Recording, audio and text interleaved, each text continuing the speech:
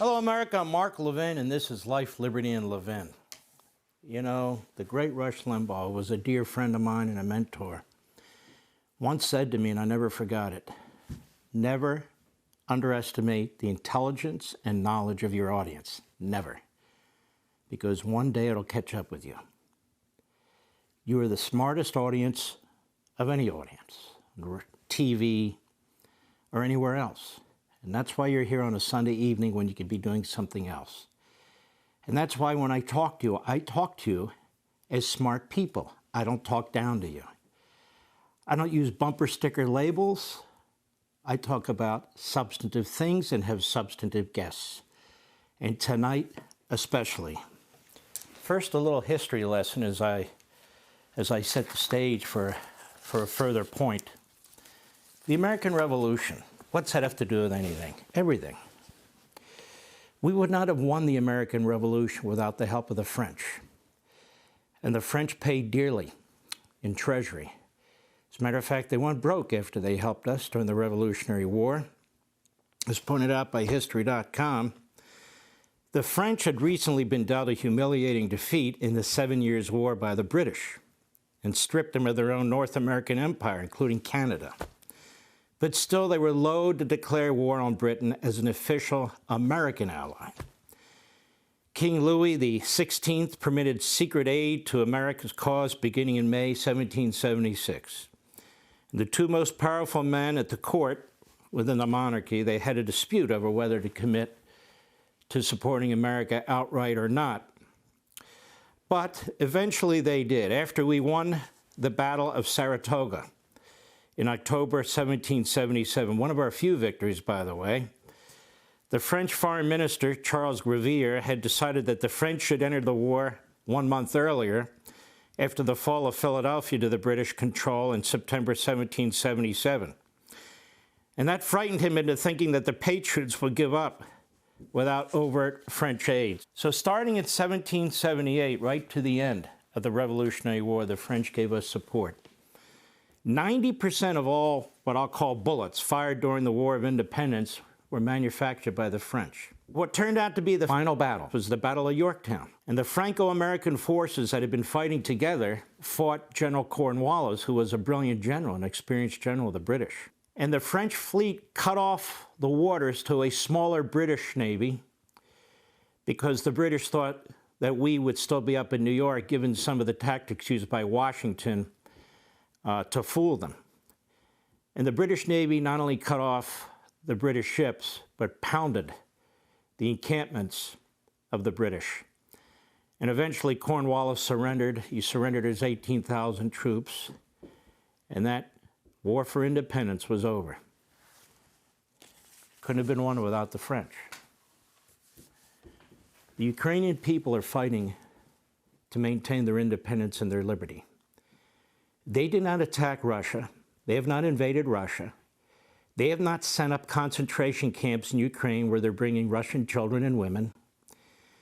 They not entered Russia and have committed acts of systemic torture, which the Russians have to the Ukrainians, gang rape, hanging people from ceilings and bridges, brutal genital castration and electric shock treatment, decapitation, burning people alive, crushing their faces with sledgehammers, mass graves. This is from a UN report, and the UN is hardly in the back pocket of the United States and Ukraine. And it just came out. And of course, the Russians are trying to freeze the Ukrainians by hitting energy sources. They're trying to level their apartment buildings. 25% of the Ukrainian population has had to flee as refugees. And as I said, many are being trained into Russia and being enslaved, tortured, and otherwise brutalized. Ukraine isn't doing any of that. Russia took over part of Georgia in 2008. Russia took over Crimea in 2014. Crimea was part of Ukraine.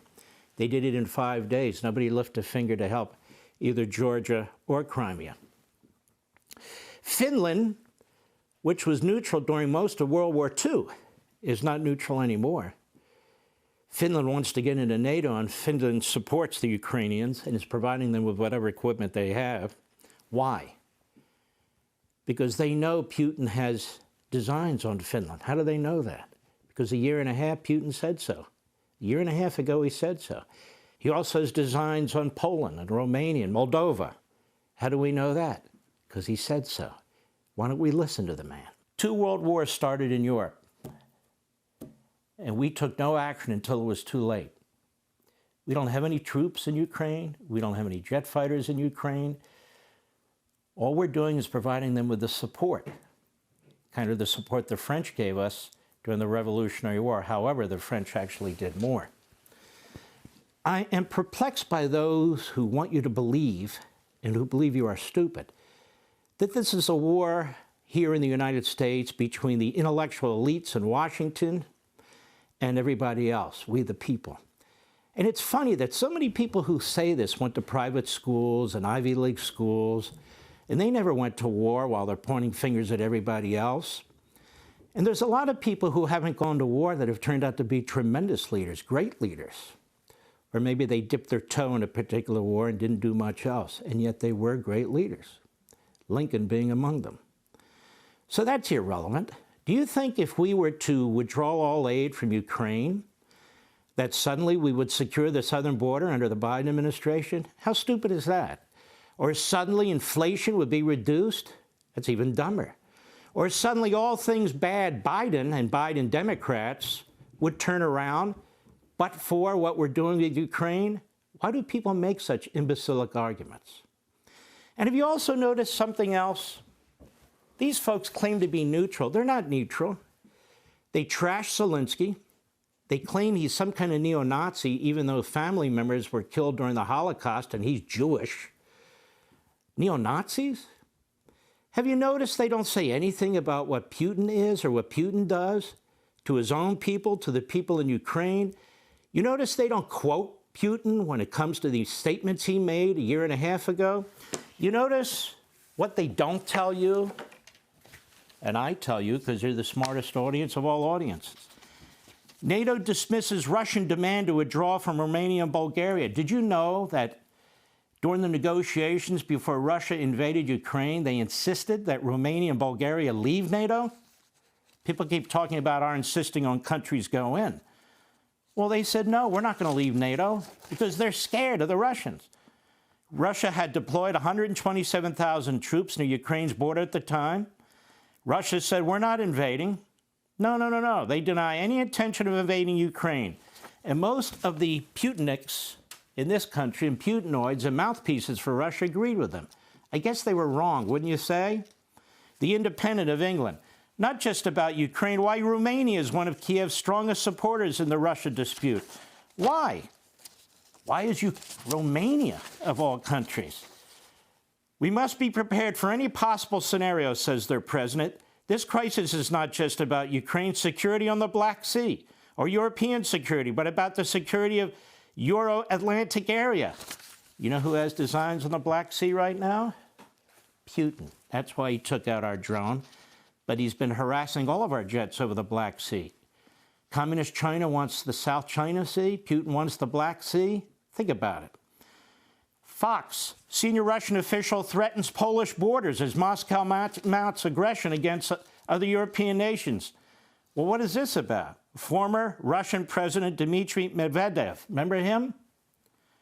Issued a direct threat against NATO after he called on Moscow to push Western defenses outside of Ukraine and across the borders of Poland. Just a month ago. Why are we ignoring this? Exclusive. This was the other day. Russia's secret document for destabilizing Moldova. All these European press outlets have access to this document, as do we. Yahoo News obtained it. It's an internal strategy. Putin's presidential administration reveals Moscow's plans for Moldova. It's a small country, about 2.5, 3 million people, and he wants to take it over. And he's pushing a coup. He's pushing unrest through pro-Russian militia, Russian-speaking peoples, and that's what he's done in these other countries. Black Sea will become totally ours, Russia-appointed governor says. Pay attention to what these people are saying. The Black Sea, which is bordered by 2 European countries, Bulgaria and Romania, as well as Ukraine, Georgia, Moldova, Russia, and Turkey, is of strategic and economic importance to Moscow, largely because of the transit routes it provides. I want to clap when we will have the Black Sea too, said the governor of this area, appointed recently by Putin. We have it, but it'll be totally ours. He referred to an address given previously by Putin, in which the Russian president spoke about what special attention is now being paid to Russia. Quote, development of the new rival, the restoration and full inclusion, not only legally, but also physically, with all our natural riches, with all our recreation facilities, hundreds of kilometers of beaches, hundreds of thousands of hectares and fertile land and so forth. Wow. But we're the warmongers? No. Moscow, Beijing, Tehran, North Korea. How can you be an American firster and keep accusing America of being warmongers? Oh, it's the elitists versus the people. I'm sick of elitists telling us they're part of the people when they're elitists who spend most of their time on the East Coast, especially in Washington, D.C. And our military budget has been going down, down, down, down. Does that sound like a nation that's a warmongering nation? Do you believe Americans are warmongers? And what about our businesses? They're under attack too. No, no, no, no. Not the ones that should be. I'm talking about those defense contractors. We're supposed to hate them too because, you know, they're just making money out of this. Those defense contractors are developing the technologies, the cutting-edge technology that we need to defeat the enemy and protect our soldiers in the field and our airmen in the sky. Where do you think the jets come from? The other weaponry comes from? Where do you think lasers come from and radar comes from and GPS systems come from? Why would we be attacking patriotic, pro-American companies that are doing what we ask them to do? So good that the Chinese and Russians keep trying to steal their technology. They're the ones pushing us into war? Well, name them. Who exactly? At Lockheed Martin or General Dynamics? Who's pushing us into war? Which one? Which members of the board of directors? Please tell us. Please tell us. Because as far as I'm concerned, I can't see any. Under the Biden budget, we warmongers, you know, the Environmental Protection Agency gets a 19% increase. The National Science Foundation, 19%. Treasury, 15%. Agriculture, 14%. Education Department, 14%. Health and Human Services, 11%. State and USAID, 11%. Labor, 11%. Commerce, 11%. Interior, 9%. Energy Department, 9%. NASA, 7%. Justice Department, 6%. Defense, 3%. Doesn't even keep up with the rate of inflation. It's an effective cut while all this is going on. And of course, China, Iran, North Korea, we decide that this is just a territorial dispute or that we should just get out of here. You know, it's just costing too much money and so forth. They won't read anything into that. Our surrender in Afghanistan, they read everything into it. But a surrender in Ukraine, when the Ukrainian people are fighting, that won't affect anybody. That'll be just fine. I read some of these statements from some of these Republican candidates, some which were very good, some not so in my view. But one thing I notice is very little is said about Russia and Putin and their threat to us, and they're making threats against us, and their threat to Eastern Europe, and eventually Western Europe, and their threats of nukes, and all the other things that they're doing, the access between Russia, China, Iran, and North Korea, which is real. I didn't see a lot of that in their statements. It's time for leaders to step up. I don't care what they say on MSNBC and CNN. This is not a battle between rhinos and the populists, whatever that means, and they can't even define themselves. This is a battle between patriots and conservatives and pacifists of both parties. Think about it. You are smart. Think for yourselves. Hey, Sean Hannity here. Hey, click here to subscribe to Fox News YouTube page and catch our hottest interviews and most compelling analysis. You will not get it anywhere else.